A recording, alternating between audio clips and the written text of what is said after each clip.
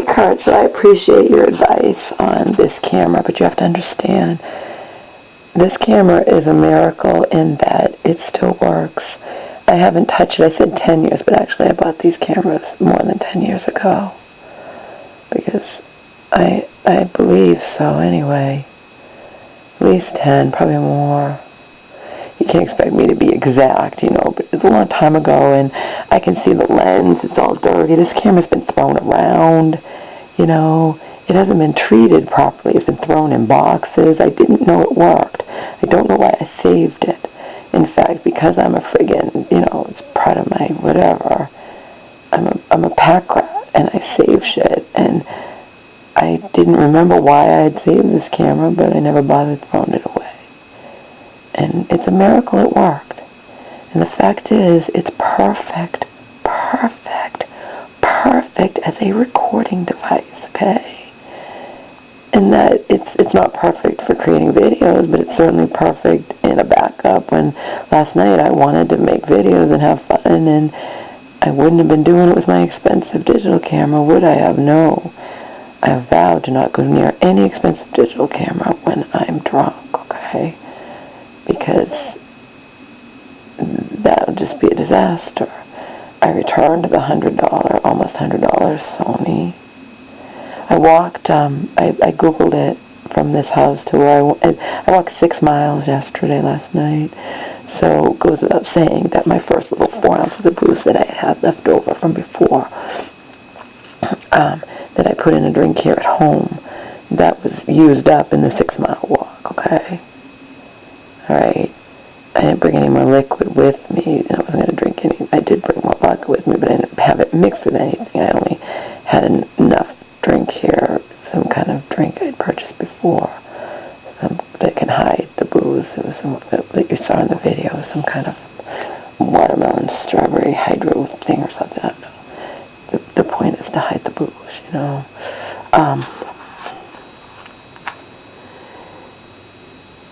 So that was all used up, and so by the time I started drinking again, that was all gone, and it was, I walked for 6 miles before I touched another drop of booze.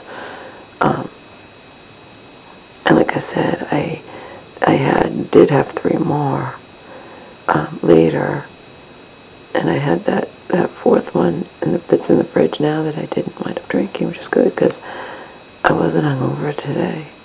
I really wasn't. Wasn't. Would I have been if I had had that last 4 ounces? Maybe, probably.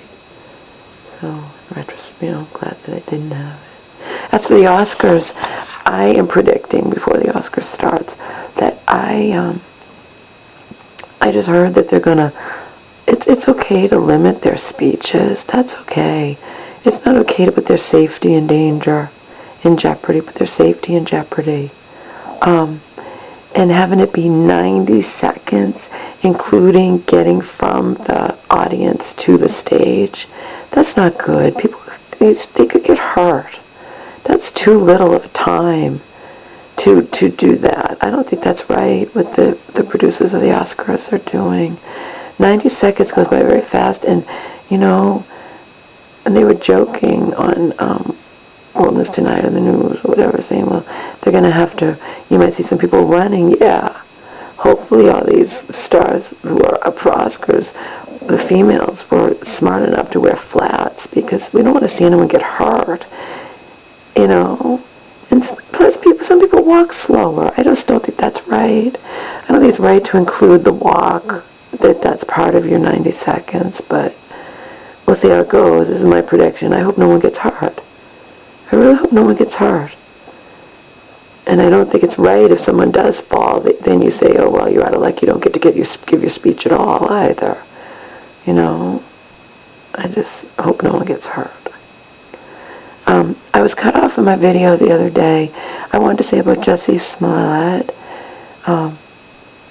This is my take on that. I think he should just come clean. There's too much evidence against him. And it just adds insult to injury, the fact that he's still insisting upon his innocence. He'd be better off just to come clean, apologize. Just come clean and apologize. But if he doesn't, I think it's going to be worse for him than he does. But also, he didn't kill anybody. I don't think, like people are talking about on shows, not people in general. I remember on shows, experts are saying on Inside Edition or whatever, like it might be career ending for him. He might not be able to come back from it. I don't think that's right. But that being said, I don't care. He doesn't give a fuck about what happens in my life. I don't care what happens to him. But purely from a, just a neutral point of view, just whatever, from a neutral perspective, he didn't kill anybody, he didn't rob anybody. I don't think his career should be over, and that his career is, I don't think that's right. I think that's awfully harsh, okay? But I do think he should come clean. But I do want to point out also, just because I say something like I don't think that his career should be over with, like some people are predicting he won't be able to come back from that. His career, it'll be career ending. I'm like, that's awfully harsh. It could be true. I don't think it should happen to him. That being said, I don't care what happens to him in that respect any more than he cares what happens to me and my mom, So, there you have it. Remember when I go watch the Oscars, I was already falling asleep watching the news that came on before the pre-show that my mom's watching, and I didn't even realize I'd fallen asleep. That's why so many accidents happen with drivers, because just like in class or watching TV, you don't realize if you're falling asleep. You know what I mean? You don't realize it. And if that happens behind the wheel, which of course it can, I'm sure sleepy driving, people could fall asleep at the wheel, counts for a lot of accidents. I don't drive, I don't have to worry about it. Yet another stigma on my loser head. I don't drive and haven't in almost 30 years. I was driving to and from Friendly's from where I lived with my mom and her crazy third husband after I graduated from college.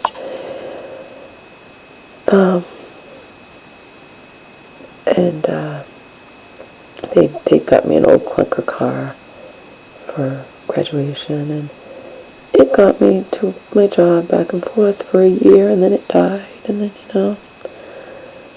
I'm not one of those people that can afford a car, and it wasn't that long after that I was with Joe, and he had a car, and then it reached a point where I saw how often people almost killed me while I was walking, and it's a jungle out there, and I decided I didn't want to drive. Bottom line. And now I just wouldn't. I don't care. Because I'm not normal anyway, in any manner whatsoever, so might as well add not driving to the mix, right? It's just how it is. It's a miracle I'm still breathing. Seriously. It's a miracle I'm still breathing, that I didn't die either by my own actions. I won't say by my own hand, because I have never been like suicidal in that planning it or tried it or attempted or anything like that, but self-destructive behavior galore, and self-destructive behavior that could have landed me at the hands of somebody who would take me from this planet before my time, so to speak. I did some things that should have caused me to be dead. Yet here I am still breathing at age 50. Wasn't expecting that one, was I? No, I was not. Not expecting that one. So I've been bravely doing laundry. I have to say bravely, because what I was told over a year ago. You read horror stories online, and then the guy who came here backed it up, saying, that you're saying these pipes are out of code, which I know that they are.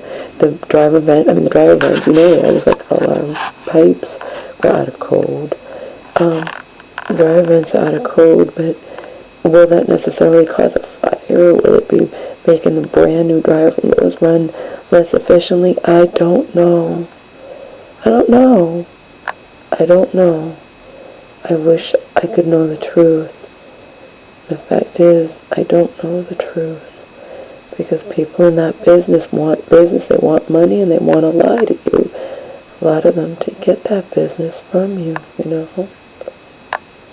And they put the danger in this instance that you can have a dryer fire under the house. I mean, I don't know. It's scary, but for now, you know, we do have work that's going to be done on this house. It's work that needs to be done regardless if she stays here for the rest of her life or doesn't, or what, you know what I mean? It needs to be done. That front railing has been a thorn in my side for so many years now. Some of you know that story. Thorn in my side. And then the front door needs to be replaced because it's all awful from the police breaking in when I broke my foot, you know? Those things need to be done. The molding around in the kitchen's awful. Lord only knows if water's gone down there and caused mold and whatnot. You know, my mom got a brand new bathroom, brand new pipe, everything, all of that for valued at $13,000. So she can definitely invest in some of the repairs that we were going to do here, even if we never got the brand new bathroom, you know. Joe redid his whole bathroom. He owns his home, and he doesn't own his home, he's still paying on it, but it increases the value of your home. He did a home equity loan, like he was talking about before we got it for free. My mom got the bathroom for free. Home equity loan, it's a really good investment to get a home equity loan and get your bathroom done, Joe said, because it increases the value of your home. Like double whatever you pay for the, you know, you increase the value of your home to you make your money's worth, in other words, by getting a home equity loan. That's what Joe did.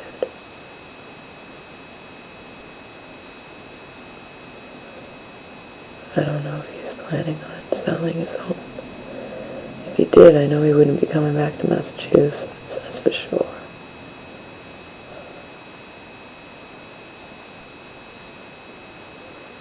He'd want to go where people are more, I don't know. He religiously watches Alice Jones. Enough said, okay? That's enough said. I can just leave it at that.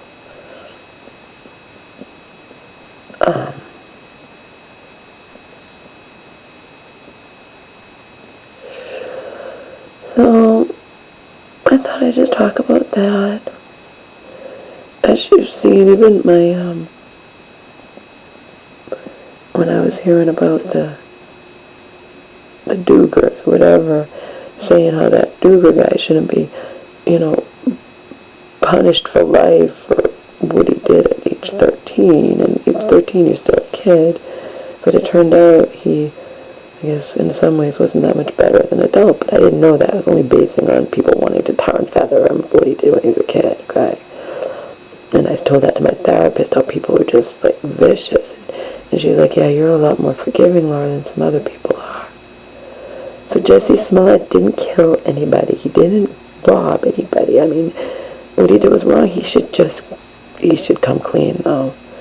The evidence there's too much evidence against him. I do not for one second believe he can possibly be innocent in this. And if he sticks to his guns and just refuses, absolutely stands his ground and refuses to come clean, well, that's going to make people far less forgiving of him than if he just would come clean. So, there you have it. That's my take. But when they say career ruining, my God, you know, this is his life. You don't take it away over something like this. On the one hand, but on the other hand, do I care what happens to him? No, he doesn't care what happens to me and my mom. I don't care what happens to him, right? That's how I feel. That's why I say I'm just from a purely objective point of view. I'm just saying.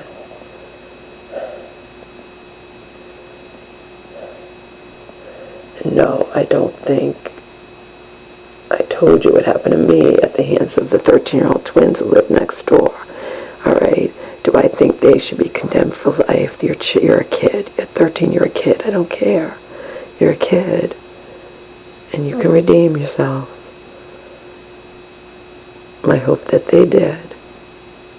That being said, I was 9, so even though you're a kid at 13, you're still a lot older than I was. Let's put it that way, okay? They were 13, I was 9. I told you I might go visit there sometime. I was actually, I might go there. I figured out it might still be around. Like, why would you want to go? I don't know. Glutton for punishment. Go back to where all the bad shit happened to me, including being beat up and near raped by the boys in the neighborhood and chased and thrown from the bus every day. I had long, long legs, though I was faster than them. I managed to get home even despite my chunky body. It wasn't obese, but I had extra flab, but it didn't slow me down, because I knew if I didn't make it to that white apartment where I lived, the boys were going to do bad things to me. So they all chased me, a whole group of them, off the bus. That traumatized me. I've been watching This Is Us. I'd heard about it, and I thought, I might like this. It turned out I love it. And it shows what anyone with half a brain knows. We are all so influenced by what happened to us when we were kids. We all have our inner kid inside of us as adults, no matter how old we get. You know what I mean? I like This Is Us, but I'm 3 years behind, so it's going to take me a while to get caught up. I might. When the weather gets warmer, I might go back. I might go back there.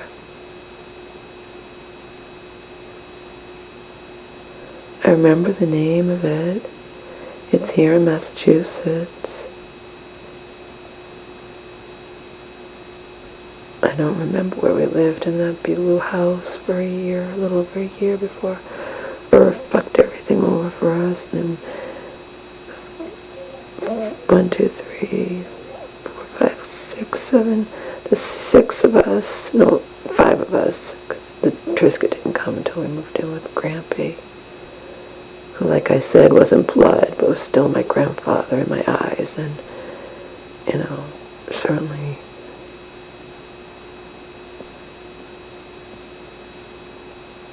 I told you what he was expressing. Because he's not blood, it would have been child molestation, but not incest, And then he wanted to marry my mom, my sick mother. That's just sick, and that's just disgusting. Remember, he was a raging alcoholic, functioning though. And I'm sure Auntie doesn't like me talking about this. That's tough shit. I could write a book. Maybe I will. Maybe I won't. Maybe I'll be dead before I write anything. But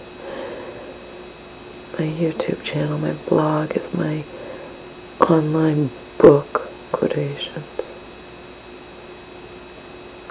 Anyway, Blue House. I know what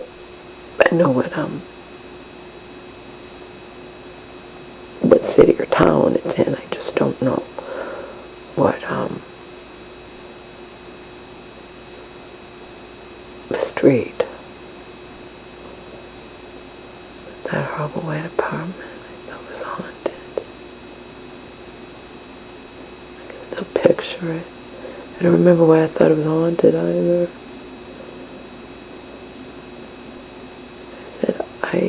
To my recollection, Irv never did anything to me.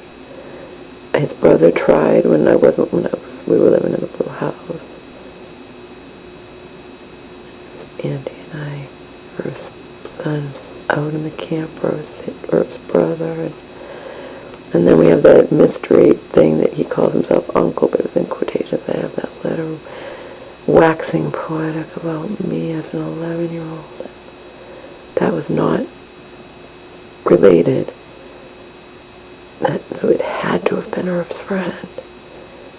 And again, it was right around the time when my mom had gotten sick, was sick, and, you know, that fucked me up badly. That fucked me up badly. Church woman was asking, so we were talking with Steph, and she's like, your mom got sick when you were really young, huh? And I said, yeah, 10 years old. And she goes, oh my God, that young. She didn't say, oh my God, I'm sure she doesn't even use that. And that's what she said. She goes, really? Oh, she's like, wow, that young. I didn't know it was that young. I'm like, yeah. And how did it happen? And then I told her, you know, that my mom woke me up and told me God was going to kill her because she was a bad person. But I started to say, and stop myself because I have to censor myself with the church woman, because I started to say my mom had been really, really involved in the assembly, like really religious and getting super, like, I don't want to get into that because, like I said, the church woman is extremely, you know, so. And I forgot to say, or I didn't forget, I didn't think about it at the time, but it was followed by my mom telling me, and all of this I believed. God didn't kill her that night. I actually probably never forgave myself because she told me God was going to kill her, and instead of staying with her, and I ran away and went to my best friend's down the street, Ivy, and I abandoned my mom when you know, when I 100% believing God was going to kill her. So that's horrible. That's what I did. Nonetheless, I was afraid. And then when God didn't kill her, then we were together, and she was telling me that my beloved aunts and cousins, that the dads were going to brutally slaughter them, going to chop them up and whatever. And I believed that too. I believed all of this until my aunts, one or both of them, probably the one I liked better, but who knows, sat me down and told me that my mom was sick and that none of the bad things she said would happen.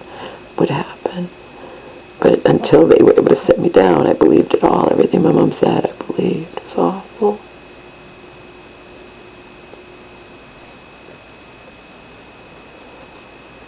I think there were warning signs all along, even if she didn't officially become diagnosed and have a breakdown and be diagnosed as schizophrenic when I was 10, going on 11.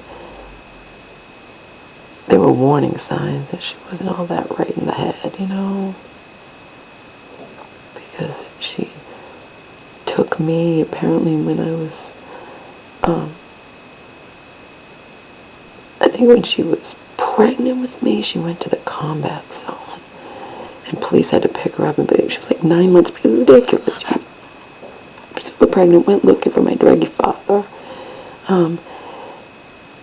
and then when I was 1 year old, a little baby, she went and was out in the middle of the night with a 1-year-old, begging my father, who was up there fucking his girlfriend, and went, come back to me, name of my dad, come back to me, Bernard, come back, and with her little girl, me in her arms, and police had to take her back that time too. So, how do I know this? My mom told me. And again, my mom wants to write her own autobiography, but it probably won't ever happen. And she would include all this shit and then some, you know. She started writing it, and it was good, and she lost the notebook. She read it to me. But, you know, those are kind of signs that she wasn't exactly right in the head. Like I said, I could have easily never been born, never been whatever. She went down to the combat zone. I don't think that exists anymore, man, because when she was, like, super pregnant with me, trying to find my druggy father,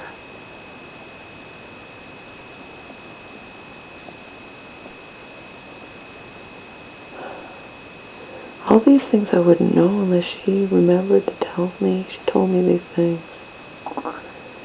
And then about how she was out looking for work, and he was supposed to be home with the baby, and instead he was leaving me alone in the apartment to scream.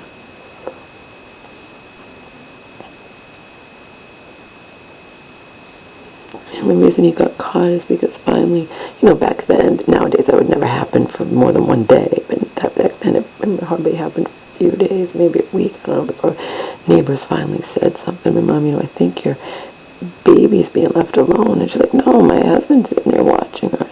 And Then my mom decided to find out. She tricked him. She pretended to go looking for work and came back early and, found out that he was indeed leaving me alone. He's bad news. He's bad news. Even if he cleaned up his act by the time I was forced to move in with him when I was 13, going on 14, right before starting high school, he might have cleaned up his act on the surface, but then some of you know how he treated me, including whatever, all while never laying a hand on me. Let's just put it that way. He'll deny it all. Okay. I know what happened, and I kept journals and stuff to prove it anyway, to prove how he treated me. Even if I didn't remember it like it was yesterday.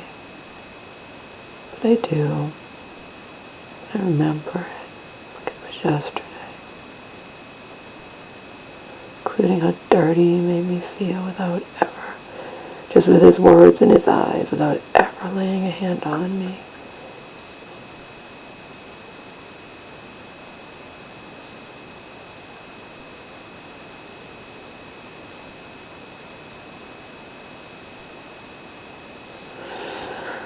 So, I think the Oscars, I have them taped because I might fall asleep, and also it's very convenient to have them taped, have anything taped. That's why I kept this DVR service. They gave it to me free for a year, and now I pay $10 a month for it. It's worth it. My mom's not paying a penny for anything, so, when I figure out the money situation, just have to, at least in the last months that she's been living here, just cut all the expenses in half and say that's what she owes, Like I said, I have the money because I have money that she put in my account, that's going to be used for home repairs, and, so there are still home repairs that definitely need to be done. Like I said, regardless, stay, sell, whatever, these repairs are major. They need to be done, period.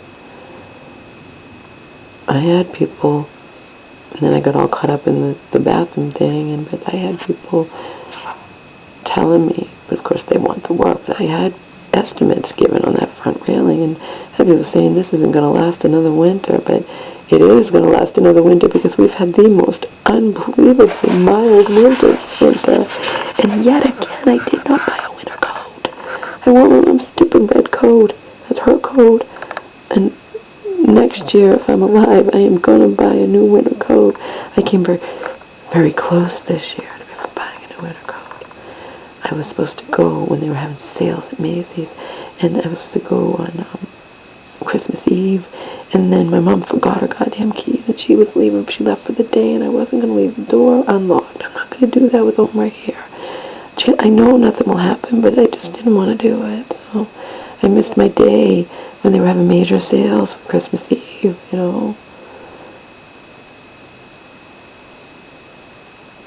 I was going far. Just leave it at that.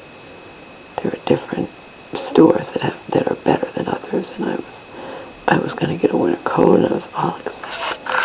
And then it just didn't happen, and then we had the whole 3 weeks nearly in the hotel, and then we had such a mild winter, and I can make do. I just didn't want to wear my coat again that doesn't even button, that I did all last year. My mom wasn't living here, and when Auntie had taken over and all crap, and but then I found that coat, and I had thought it was a black coat, and I do not, being a walker, you do not want to walk around in a black coat, people. You do not want to do that.